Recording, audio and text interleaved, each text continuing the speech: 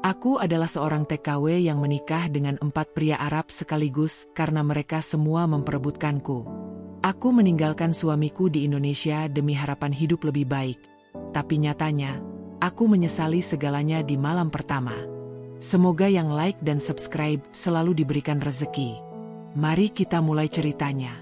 Hujan turun pelan di atas atap seng rumah kami yang sudah berkarat. Aku duduk di ambang pintu, memeluk lutut, menatap sawah yang menguning tapi tak menjanjikan panen. Di dalam rumah, Darto, suamiku, tengah terbaring lemas, demam karena kelelahan mencari kerja yang tak kunjung datang. Sejak pabrik tempatnya bekerja tutup, semua berubah.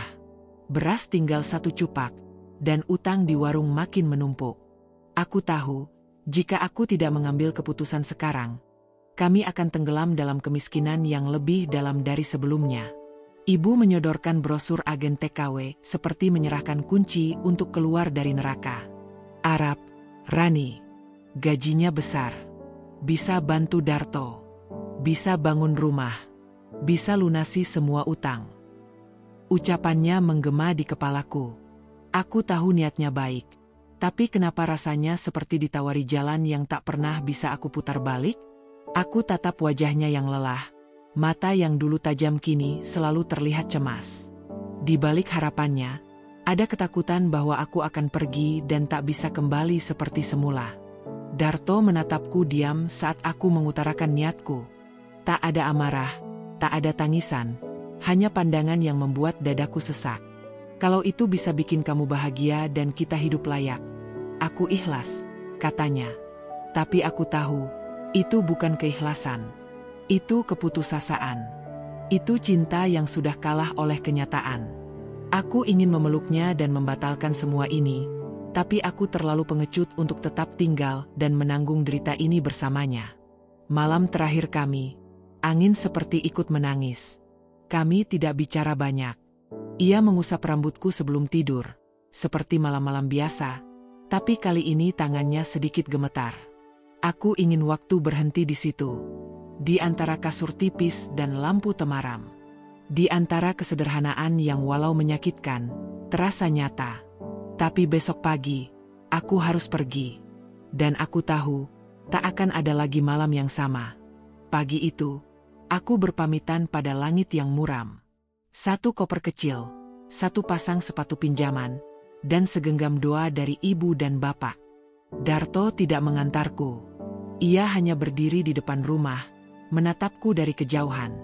Aku tak tahu kenapa itu lebih menyakitkan daripada jika ia menangis atau memelukku erat. Seolah ia tahu, kepergianku bukan sekadar mencari nafkah, tapi menjauh dari mimpi kami yang dulu ingin dibangun bersama. Di dalam bus menuju bandara, aku menangis diam-diam. Orang-orang di sekitarku tersenyum. Mungkin mereka punya harapan yang lebih kuat daripada ketakutan. Tapi aku hanya punya hati yang retak dan doa yang sumbang. Aku tidak tahu apakah ini awal dari kemenangan atau kehancuran. Yang aku tahu, aku memilih uang daripada kebersamaan. Dan tak ada jalan kembali setelah itu. Kupandangi tiket pesawat di tanganku. Negara asing dengan bahasa yang tak kupahami, budaya yang asing, dan nasib yang masih gelap. Tapi semua itu lebih baik daripada melihat orang-orang yang kucintai kelaparan. Itu yang terus aku bisikkan pada diriku sendiri. Aku berusaha meyakinkan hatiku, tapi entah kenapa, ada suara kecil yang terus berbisik, "Kamu akan menyesal." Dan benar saja, aku belum tahu apa yang akan menantiku di tanah pasir sana. Tapi bahkan sebelum aku mendarat, rasa bersalah itu sudah mulai menggerogoti. Cinta yang kutinggalkan mulai menjerit dalam hati. Tapi saat itu, aku hanya bisa berdoa dalam diam. Ya Tuhan, lindungi aku. Jika jalan ini salah, tolong ampuni aku. Langit di negeri ini tidak sama. Udara panasnya seperti menusuk kulit, dan angin gurun tak pernah membawa kesejukan. Saat pertama kali aku turun dari pesawat, langkah kakiku terasa ringan namun jantungku berat. Seakan dunia yang baru ini bukan tempat yang akan menolongku, tapi akan menguji semua yang tersisa dari diriku. Aku mencoba tersenyum pada wanita agen yang menjemputku, tapi senyumku terasa palsu. seperti topeng yang kupakai untuk menyembunyikan ketakutanku sendiri. Aku dibawa ke rumah majikanku di Riyadh, sebuah bangunan megah berpagar tinggi, seperti istana dari cerita yang dulu kubaca waktu kecil. Tapi begitu gerbang besi terbuka, aku langsung tahu, ini bukan istana. Ini penjara berkarpet tebal. Dinding putih berlapis marmer, lampu kristal menggantung di langit-langit tinggi, namun dingin yang menyelinap ke tulang bukan dari AC, tapi dari tatapan mata para penghuni rumah itu. Nyonya rumah adalah wanita tinggi dengan sorot mata tajam dan bibir yang jarang tersenyum. Ia menatapku seolah aku bukan manusia, tapi alat. Kerja bersih. Diam. Tidak banyak tanya, katanya dalam bahasa Inggris yang kaku. Aku hanya mengangguk. Lidahku keluh. Tubuhku lelah.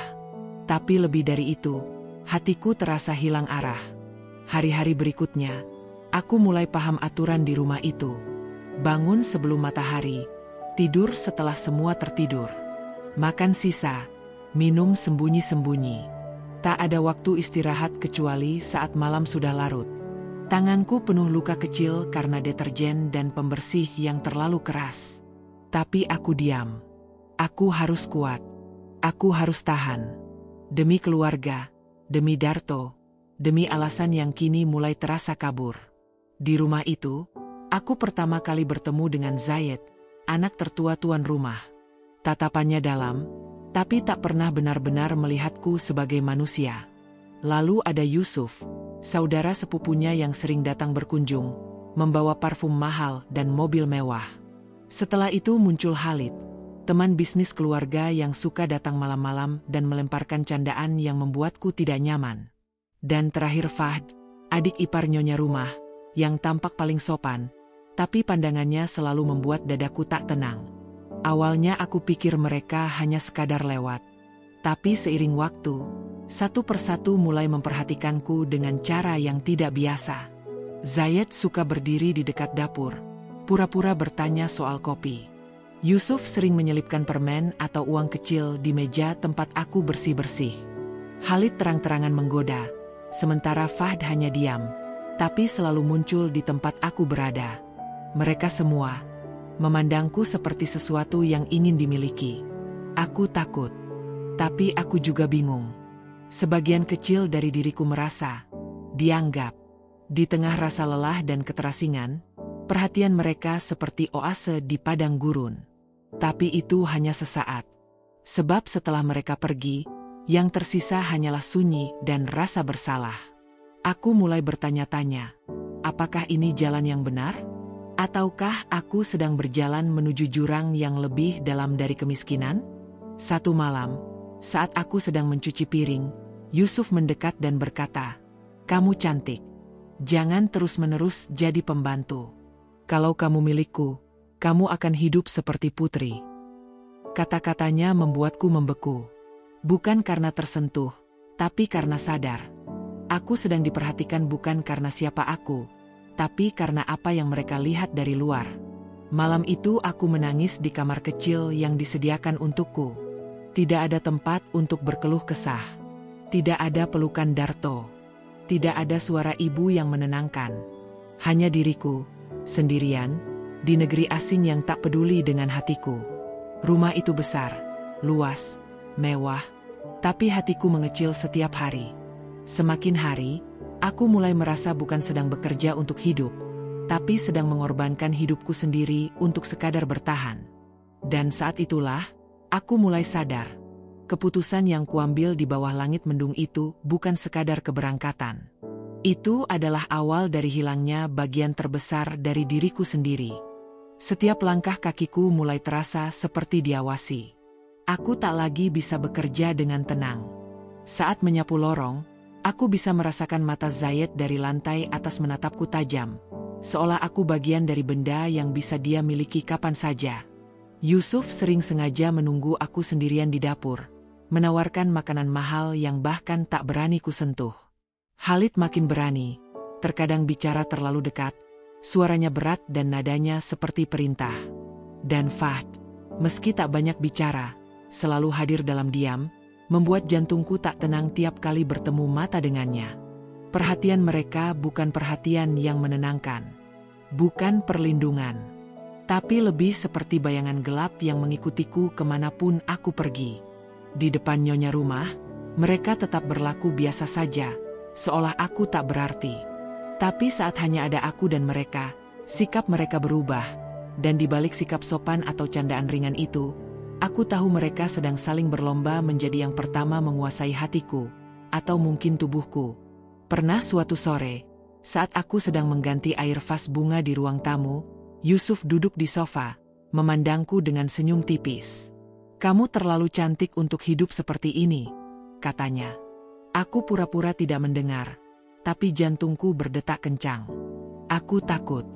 Takut akan apa yang mungkin terjadi jika aku menjawab. Tapi lebih takut lagi, karena sebagian dari diriku ingin mendengar lebih. Malam hari aku susah tidur. Bukan karena lelah bekerja, tapi karena pikiranku penuh ketakutan dan keraguan.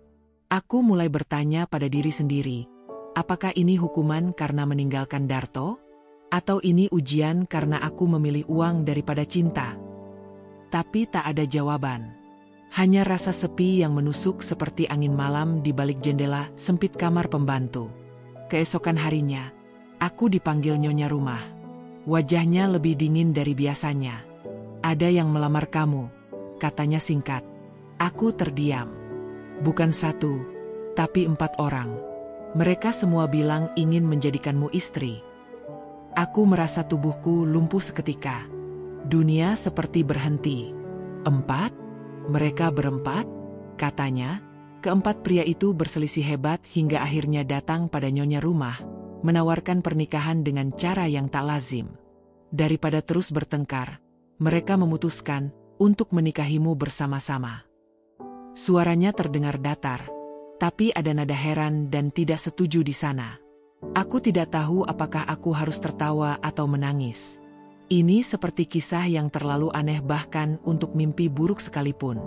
Malam itu aku duduk lama di depan cermin kecil. Aku menatap wajahku yang mulai pucat, mata sayu karena kurang tidur, dan bibir yang tak lagi bisa tersenyum. Apakah aku pantas dijadikan rebutan seperti ini? Bisikku lirih. Tapi di sisi lain, tawaran itu datang bersama janji-janji menggiurkan. Rumah untuk orang tuaku, gaji tetap, kehidupan yang katanya lebih baik dari jadi pembantu selamanya. Aku menulis surat untuk ibu malam itu. Bercerita sedikit, sekadarnya. Tidak tentang dilema atau ketakutan, hanya kabar baik bahwa ada kemungkinan masa depanku berubah. Tapi tak berani kutulis nama Darto, apalagi tentang cinta yang mulai memudar karena waktu dan jarak. Dalam surat itu aku tuliskan satu kalimat yang bahkan membuat tanganku bergetar. "Doakan aku jadi istri yang baik, Bu." Dalam hati, aku tahu ini bukan tentang cinta, tapi tentang kebutuhan, tentang hidup, tentang bertahan. Jika mereka bersedia berbagi, dan aku diberi kehormatan sebagai istri, walau bukan satu-satunya, mungkinkah ini jalan keluar? Tapi aku lupa. Tak ada kehormatan jika dimulai dari kehilangan diri sendiri. Dan hari itu, aku berdiri di antara 4 pria Arab yang semuanya memandangku, bukan dengan cinta, tapi dengan rasa memiliki. Tatapan yang dulu kupikir sebagai perhatian, kini berubah menjadi klaim. Aku bukan perempuan biasa lagi. Aku telah jadi medan perebutan, dan sekarang akan jadi milik semuanya, sekaligus.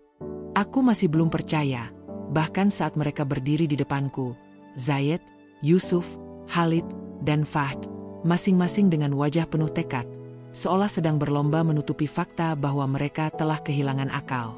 Mereka tidak memintaku untuk memilih. Tidak, justru sebaliknya. Mereka datang dengan satu keputusan yang telah disepakati. Aku akan menjadi istri mereka bersama-sama. Suatu bentuk, solusi, yang katanya adil. Tapi adil untuk siapa? Zayed bicara pertama. Suaranya tegas seperti biasa. Kami telah sepakat. Daripada bersaing dan merusak hubungan, kami akan menikahimu secara bersama. Kau akan mendapatkan segalanya. Perlindungan, kemewahan, dan kebebasan dari pekerjaan kotor. Yusuf tersenyum di sampingnya, menambahkan, kami hanya ingin kamu bahagia. Kamu tidak akan bekerja lagi. Hanya hidup nyaman dan jadi permaisuri kami. Aku terdiam. Ucapan mereka terdengar seperti mimpi, atau mimpi buruk yang dibungkus manis. Aku ingin menolak. Aku ingin mengatakan bahwa ini salah, bahwa aku bukan barang yang bisa dibagi-bagi. Tapi suara itu tertahan di tenggorokanku. Yang terlintas hanya wajah ibuku yang menua, adik-adikku yang masih sekolah, dan gubuk kami yang atapnya bocor. Lalu ingatanku melayang pada Darto, suamiku. Suami sah yang kutinggalkan di tanah air demi sesuap nasi, demi harapan. Tapi harapan itu kini menginjak pundakku seperti beban batu. Bagaimana mungkin aku menerima semua ini? Bisikku di malam yang sunyi. Tapi saat kulihat kontrak yang disodorkan Yusuf, tertulis dalam 2 bahasa, lengkap dengan jumlah bulanan yang jauh lebih besar dari gajiku sebagai TKW, aku goyah. Semuanya bisa selesai. Tak perlu lagi bekerja 16 jam sehari, tak perlu lagi tidur di lantai keras, tak perlu lagi dihina. Tapi, apakah ini harga yang layak untuk menjual diriku sendiri? Pagi harinya, aku memberanikan diri meminta waktu sehari untuk berpikir. Anehnya, mereka setuju. Tapi dalam sorot mata Zayed, aku tahu, mereka percaya aku akan menerima. Karena menurut mereka, tak ada perempuan yang sanggup menolak tawaran semewah itu, apalagi dari 4 pria kaya yang bersedia berbagi kehormatan mereka. Mereka pikir aku seberuntung itu. Padahal yang kurasakan justru kehilangan yang tak bisa kubahasakan. Hari itu aku berjalan kaki keluar rumah untuk pertama kalinya sejak berbulan-bulan. Dengan izin nyonya rumah, aku pergi ke toko kecil di ujung jalan. Bukan untuk belanja, tapi untuk sekadar mencuri sedikit rasa kebebasan. Di balik cadar hitam, aku menangis diam-diam. Di sela kerumunan orang asing, aku merasa lebih sendiri dari sebelumnya. Mungkin karena aku tahu, keputusan yang harus kuambil bukan hanya tentang hidupku, tapi tentang siapa diriku sesungguhnya. Sore hari, aku menulis surat untuk Darto. Hanya 1 halaman. Aku tidak bisa berkata banyak. Maafkan aku, tulis tanganku yang gemetar. Aku terlalu jauh mengejar mimpi, hingga lupa siapa yang kukejar bersama. Surat itu tak pernah kukirim. Kusimpan di bawah bantal, seperti luka yang tak berdarah, tapi terus nyeri. Karena meskipun aku belum menjawab mereka, hatiku tahu, aku sudah terlalu dalam untuk kembali. Malam itu, ke-4 pria itu berkumpul lagi. Kali ini bukan dengan lamaran, tapi dengan persetujuan tertulis. Mereka bahkan menyewa orang untuk menyaksikan dan mengesahkan. Aku duduk di depan mereka, tubuhku kaku seperti batu. Suara Yusuf terdengar paling lembut, "Kau tidak akan menyesal. Ini jalan terbaik." Tanpa kusadari, tanganku mulai bergerak mengambil pena. Dan disitulah semuanya berubah. Dengan 1 tanda tangan, aku melepaskan diriku dari masa lalu. Dari cinta yang dulu kuanggap kekal. Dari janji-janji di pelaminan yang tak lagi berarti. Dan saat pena itu menyentuh kertas, aku tahu, aku tak lagi sama. Aku bukan Rani yang dulu. Aku adalah perempuan yang telah menjual separuh jiwanya demi kelangsungan hidup, sambil berharap, semoga sisanya masih bisa diselamatkan. Pernikahan itu tidak seperti yang kubayangkan. Tidak ada gaun putih. Tidak ada pelaminan. Hanya 1 ruangan mewah dengan karpet tebal, 4 pria berwajah serius, dan 1 akad yang terdengar seperti pengesahan kepemilikan, bukan janji cinta. Aku hanya duduk di sana, diam, menjawab seperlunya. Lalu usai. Tidak ada pelukan. Tidak ada tangisan haru. Hanya formalitas dan kesunyian yang menempel di jiwaku. Malam pertama setelah akad, aku tidak tidur. Aku hanya duduk memandangi langit-langit kamar luas yang kini menjadi milikku, atau lebih tepatnya, menjadi milik kami berlima. Mereka membagi jadwal. Setiap malam aku akan ditemani salah satu dari mereka, bergiliran seperti sebuah kesepakatan bisnis. Mereka menyebutnya adil, tapi rasanya justru seperti hukuman. Zayed adalah yang pertama. Dia datang malam itu dengan parfum mahal dan pakaian sempurna. Tapi tidak ada kelembutan. Tidak ada percakapan. Hanya keheningan yang membuat dada sesak. Ia duduk di kursi, memandangku lama, lalu berkata, "Kau milik kami sekarang. Jangan kecewakan kami." Kata-katanya dingin, seperti sebuah perintah, bukan harapan. Aku hanya mengangguk, walau dalam hati aku ingin berteriak, "Aku bukan barang." Hari-hari berikutnya berjalan dalam ritme yang aneh. Yusuf mencoba bersikap manis, membawakan hadiah, mengajakku bicara, tapi selalu dengan kalimat yang terlalu terukur. Seolah semua kebaikan itu punya harga. Khalid lebih pendiam, tapi sering menatapku seolah aku teka-teki yang harus dia pecahkan. Dan Fahd, dia yang paling sulit ditebak. Tak banyak bicara, tak banyak sentuhan, tapi kehadirannya selalu membuat suasana berubah dingin. Aku menjadi bayang-bayang dalam rumah besar itu. Tak lagi bekerja sebagai pembantu, tapi juga tidak pernah benar-benar menjadi istri. Setiap hari aku hanya menunggu giliran. Menunggu siapa yang akan mengetuk pintu kamarku malam ini. Rasanya seperti tidak hidup. Hanya berjalan dalam tubuh yang lelah. Tidak ada kasih sayang. Tidak ada percakapan yang tulus. Hanya kewajiban dan tatapan yang menuntut lebih. Pernah suatu malam, aku menangis dalam diam saat Fahd tidur di kamar yang sama. Aku menyangka dia sudah tertidur. Tapi tanpa membuka matanya, dia berkata, "Kalau kau tidak bahagia, itu pilihanmu. Kau yang tanda tangani kontraknya." Kata-kata itu seperti pisau yang menusuk dadaku. Ya, aku yang memilih ini. Tapi apakah aku tahu bahwa yang kupilih adalah kehampaan? Setiap kali mencoba bicara tentang perasaanku, mereka selalu mengalihkan. Yusuf berkata aku terlalu sensitif. Zayed menyuruhku bersyukur. Khalid hanya diam. Dan Fahd bahkan tidak menjawab. Aku mulai merasa lebih kesepian dari sebelumnya. Bahkan lebih sunyi daripada saat tinggal di kamar pembantu sempit. Karena dulu, setidaknya aku masih punya harapan. Sekarang, aku hanya punya rutinitas. Surat untuk Darto masih kusimpan. Tapi kini kertasnya mulai lusuh. Setiap kali ingin membacanya kembali, tanganku gemetar. Ada perasaan bersalah yang makin lama makin dalam. Aku mengingat senyumnya, kesederhanaannya, tangannya yang dulu menggenggamku erat di bawah pohon jambu depan rumah. Aku telah meninggalkannya demi mimpi yang ternyata bukan milikku. Dan sekarang, bahkan mimpi itu berubah jadi jeruji. Terkadang aku menatap cermin lama-lama, mencoba melihat siapa yang ada di balik mata ini. Tapi yang kulihat hanya bayangan perempuan yang lelah. Aku bukan lagi Rani yang dulu.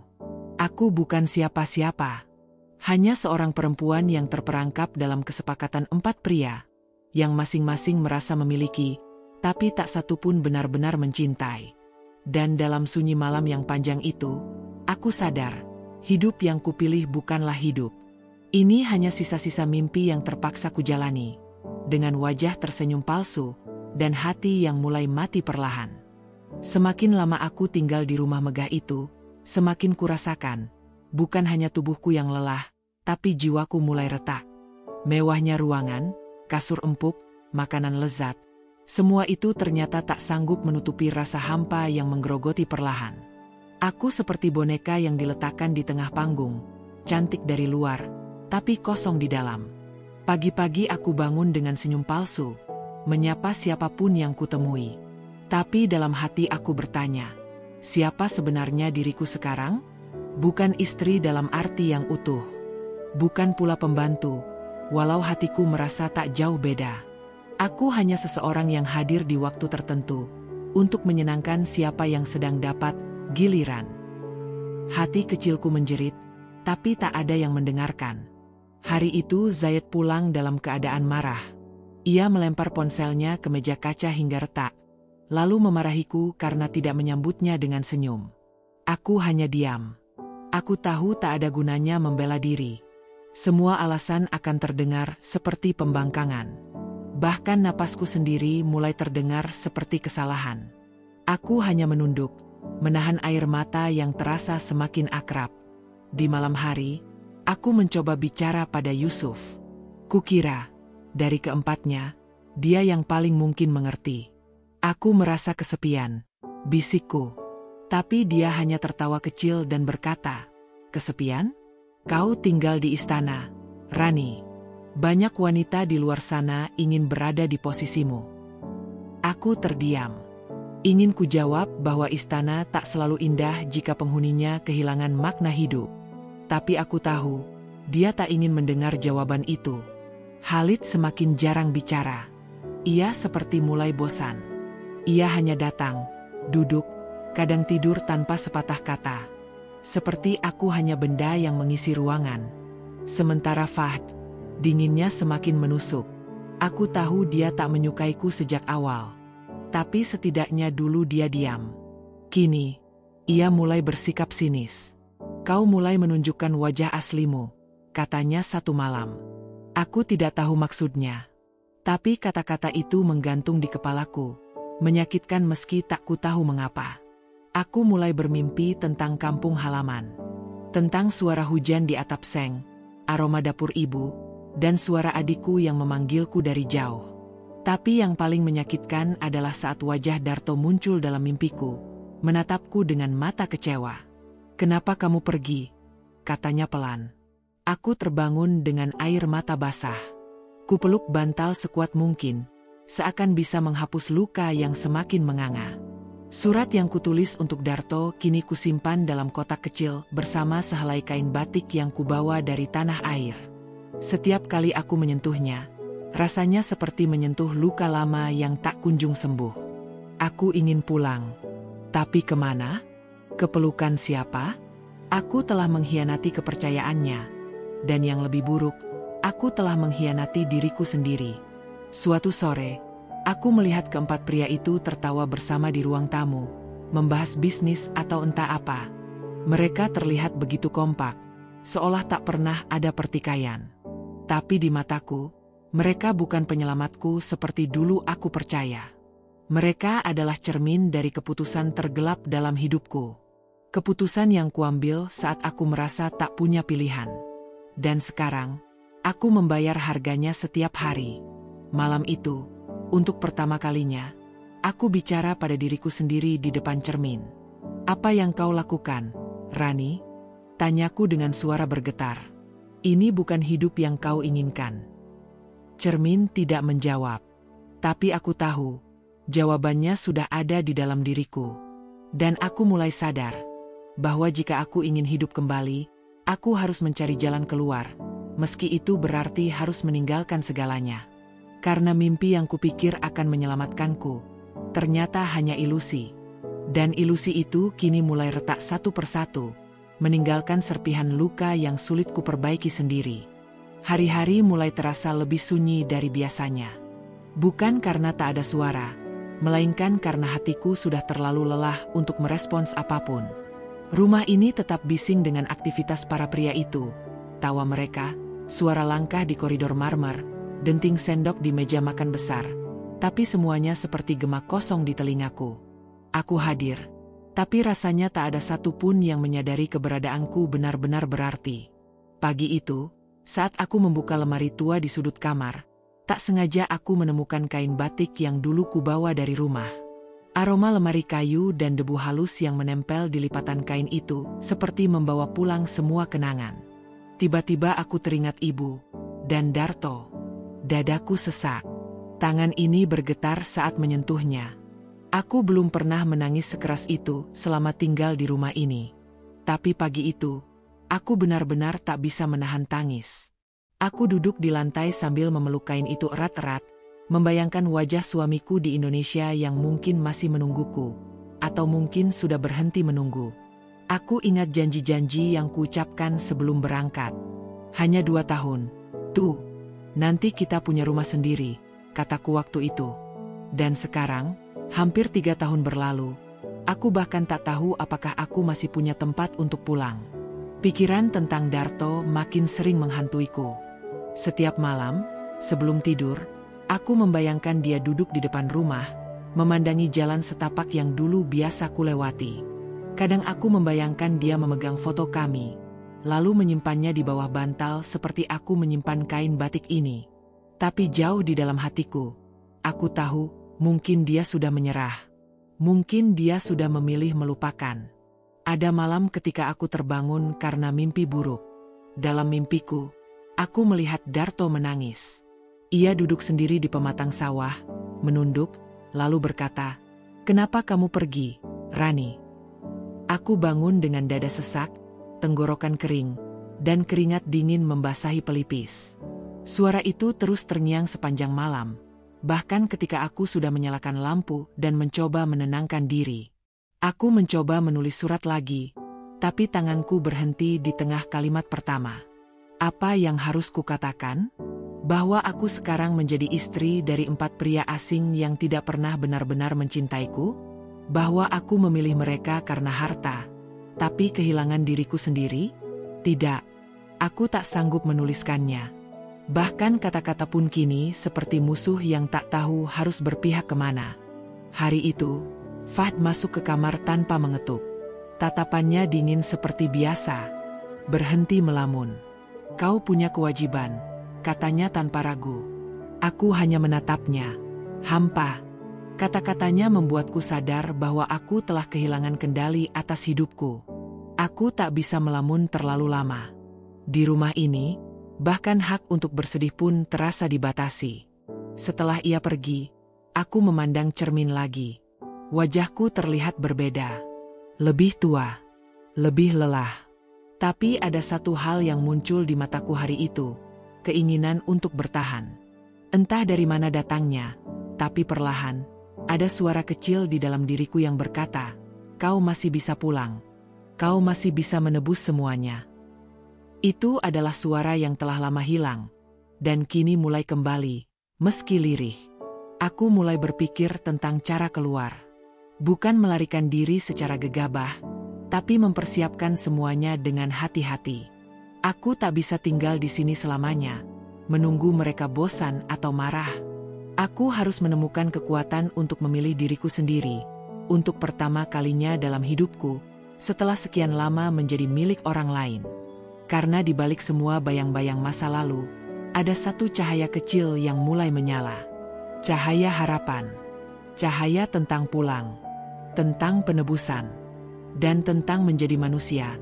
Bukan sekadar istri dari 4 nama yang tak pernah benar-benar mengenalku. Hari-hari berikutnya kulalui dengan wajah tenang. Tapi di dalam hati, badai sedang berkecamuk. Aku mulai mencatat hal-hal kecil. Waktu mereka keluar rumah, jadwal para penjaga, bahkan letak pintu belakang yang jarang digunakan. Setiap langkahku kini punya tujuan.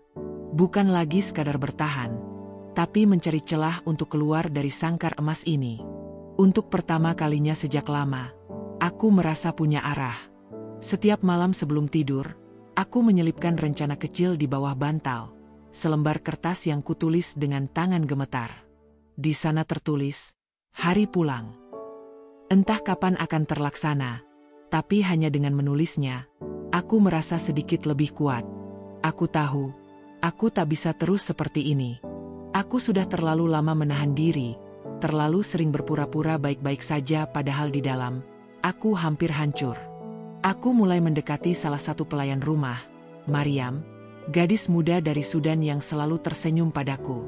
Suatu malam, saat kami berdua di dapur, aku memberanikan diri bicara pelan. "Kalau seseorang ingin pergi dari sini, menurutmu bisa?" Matanya menatapku tajam, lalu diam sejenak. Ia tak menjawab, hanya menyentuh tanganku dan berkata, "Hati-hati, Kak." Kalimat pendek itu cukup untuk membuatku yakin. Dia tahu sesuatu. Tapi ia juga takut. Waktu terus berjalan. Sementara aku menyiapkan segalanya dalam diam, perlakuan keempat pria itu semakin berubah. Zayed makin jarang pulang. Khalid seolah tak mengenalku lagi. Yusuf sibuk dengan urusan luar negeri. Dan Fahd seakan tahu niatku. Tatapannya selalu curiga. Dan itu membuatku lebih waspada. Sekali saja aku lengah, semuanya bisa runtuh. Suatu malam, saat listrik tiba-tiba padam karena badai, aku melihat kesempatan. Rumah menjadi gelap gulita, dan dalam kekacauan itu, aku melangkah pelan ke arah pintu belakang. Jantungku berdetak kencang, seakan ingin keluar dari dada. Aku sudah menghafal jalan ini. Tanganku gemetar saat menyentuh gagang pintu, tapi aku tetap membukanya perlahan. Namun langkahku terhenti saat suara seseorang memanggil dari balik bayangan. "Rani." Aku membeku. Itu suara Fahd. Aku menoleh, dan dia berdiri di ambang pintu dengan tatapan tajam.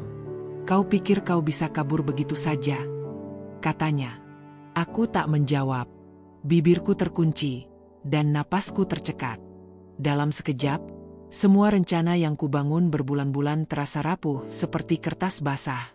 Tapi yang mengejutkan, Fahd tidak langsung memanggil yang lain. Ia hanya berdiri di sana, menatapku. "Aku tak akan menghentikanmu, bukan karena aku peduli, tapi karena aku muak melihatmu di sini." Kata-kata itu menyakitkan, tapi juga membebaskan. Ia menyingkir dari pintu dan pergi, meninggalkanku dalam kebingungan. Mungkin dia pikir aku tak akan punya keberanian benar-benar melangkah keluar. Dengan napas berat, aku melangkah keluar pintu itu. Untuk pertama kalinya sejak aku menginjakkan kaki di rumah ini. Udara malam terasa dingin, menusuk kulit, tapi aku tak peduli. Langkahku masih ragu, tapi kali ini aku berjalan bukan karena disuruh. Aku berjalan karena aku memilih. Aku tidak tahu akan kemana, atau siapa yang akan menolongku. Tapi yang pasti, aku tidak bisa kembali. Bukan lagi. Di balik pintu itu, aku telah meninggalkan segala luka, kepura-puraan, dan ketakutanku. Dan meski malam itu gelap, aku tahu, aku sedang menuju cahaya yang telah lama hilang dari hidupku. Keluarnya aku dari rumah itu bukan akhir dari segalanya, malah justru awal dari perjuangan yang lebih berat. Malam yang dingin menyambutku dengan kesunyian yang menusuk. Aku berdiri di pinggir jalan sepi, hanya membawa selembar pakaian lusuh dan rencana kecil yang masih samar. Tidak ada peta, tidak ada teman, hanya keberanian yang kupaksakan agar tetap hidup. Langkahku terasa berat, setiap detik penuh keraguan dan ketakutan. Aku tak punya uang, tak punya dokumen, dan yang lebih parah, aku tak tahu siapa yang bisa kupercaya di sini. Tapi aku tahu, aku harus berjalan terus. Meninggalkan bayang-bayang masa lalu, walau terkadang bayangan itu masih mengejarku di sudut hati. Hari-hari pertama di luar itu penuh dengan keraguan dan kesendirian. Aku tidur di sudut jalan yang tak terlalu terang, berusaha menyembunyikan diri dari para penjaga atau orang-orang yang bisa membawa aku kembali. Perutku sering lapar, tapi aku memilih menahan diri, berusaha menghemat sedikit tenaga yang kupunya. Kadang aku menangis sendiri, merindukan kampung halaman yang jauh di sana. Suatu hari, aku bertemu dengan seorang wanita tua penjual kurma di pasar kecil. Ia menatapku dengan mata penuh belas kasih. "Kau butuh bantuan, nak?" tanyanya lembut. Aku mengangguk pelan, hampir tak percaya ada yang peduli padaku di tempat asing ini. Ia memberiku secangkir air dan beberapa butir kurma. Kebaikan kecil itu memberiku harapan baru. Dari wanita tua itu aku belajar bahwa dunia ini tidak sekelam yang kubayangkan. Meski penuh tantangan, masih ada orang yang mau membantu tanpa menuntut balas. Aku mulai berani membuka diri, mencari jalan keluar dari labirin yang menjeratku.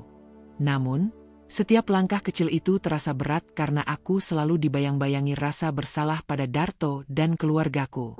Aku mencoba menghubungi Darto lewat ponsel yang kuambil diam-diam saat aku pergi. Tapi nomor itu sudah tak aktif. Hatiku hancur. Rasanya seperti semua usaha untuk memperbaiki segalanya sia-sia. Aku menangis di sudut kamar sewaan kecil yang kubayar dengan sisa uang pemberian wanita penjual kurma. Namun, aku tak menyerah. Aku harus mencari cara lain.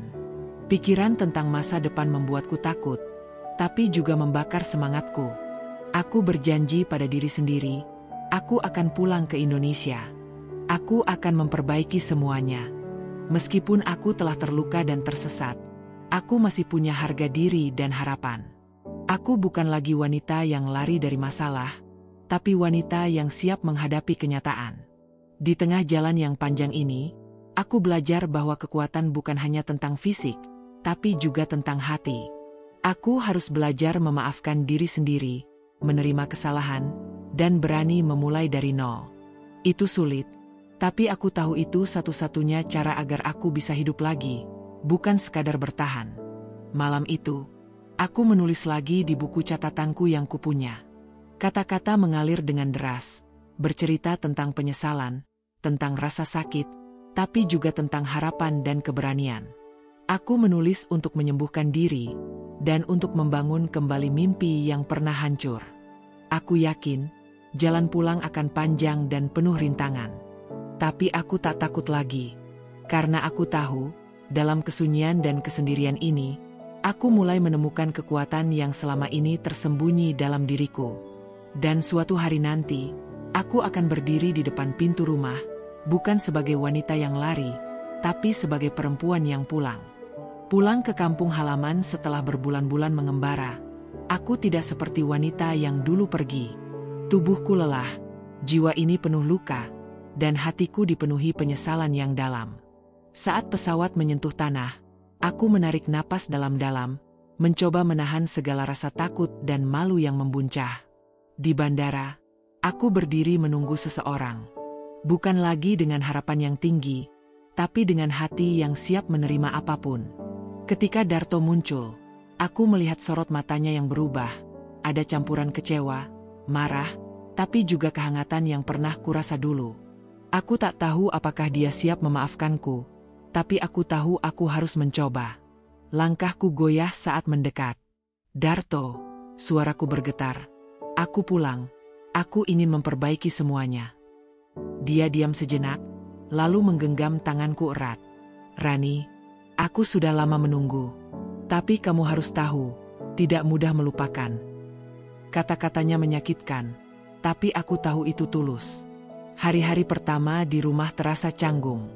Ibu dan saudara menatapku dengan campuran rasa ingin tahu dan kecewa. Mereka yang dulu aku tinggalkan dengan janji, kini hanya bisa diam, memandang perempuan yang berubah begitu banyak. Aku menyesal telah pergi, menyesal telah memilih jalan yang membuat luka terlalu dalam. Namun aku belajar, penyesalan saja tidak cukup. Aku mulai membuka diri, berbicara dari hati ke hati dengan Darto, ibu, dan keluarga. Aku menceritakan semua yang terjadi, semua kesalahan dan rasa sakit yang kurasakan. Tidak mudah, tapi aku yakin kejujuran adalah jalan satu-satunya menuju pengampunan. Darto tetap pendiam, tapi perlahan aku melihat perubahan. Dia mulai memberikan kesempatan, meski dengan hati-hati. Kami mulai membangun kembali kepercayaan yang pernah hancur. Aku tahu, ini bukan tentang cepat atau lambat, tapi tentang kesungguhan dan ketulusan. Dan aku siap menjalani proses itu. Satu malam, aku duduk di teras rumah, memandang bintang yang sama yang dulu aku lihat saat jauh dari sini. Aku menyadari, perjalanan ini bukan hanya tentang kembali ke rumah, tapi juga menemukan kembali diriku yang sebenarnya. Wanita yang kuat, yang mampu berdiri meski jatuh berkali-kali. Aku menulis surat untuk diriku sendiri, sebagai pengingat bahwa setiap kesalahan adalah pelajaran, dan setiap luka adalah kekuatan. Aku berjanji untuk tidak mengulangi kesalahan yang sama, untuk menjadi pribadi yang lebih baik, bukan hanya untuk diri sendiri, tapi juga untuk orang yang aku cintai. Kini, aku tahu, perjalanan pulang yang sebenarnya bukan hanya soal jarak, tapi soal hati. Aku belajar bahwa memaafkan diri sendiri dan meminta maaf adalah awal dari sebuah keajaiban. Dan aku percaya, keajaiban itu akan datang, perlahan tapi pasti. Hari ini aku berdiri di depan cermin, melihat wajah yang berbeda, penuh bekas luka tapi juga harapan. Aku adalah Rani yang baru, perempuan yang pernah tersesat tapi tidak pernah kehilangan arah. Dan kali ini, aku benar-benar pulang.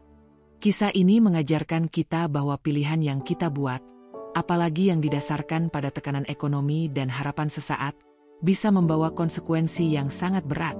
Tidak semua yang tampak indah dan mudah di depan mata adalah jalan yang benar untuk kebahagiaan. Kadang, kita harus berani menghadapi kenyataan dan bertanggung jawab atas keputusan kita, walaupun itu berarti harus merasakan sakit dan penyesalan. Ingatlah, kebahagiaan sejati bukan datang dari materi atau status, tapi dari kejujuran, kesetiaan, dan keberanian untuk menjadi diri sendiri. Jangan pernah takut untuk pulang dan memperbaiki kesalahan, karena memaafkan diri sendiri adalah langkah pertama menuju hidup yang lebih baik. Terima kasih sudah mendengarkan cerita ini sampai selesai. Jika kamu merasa cerita ini bermakna, jangan lupa untuk like video ini, tinggalkan komentar tentang pendapatmu, dan subscribe agar kamu tidak ketinggalan cerita menarik lainnya. Sampai jumpa di video berikutnya.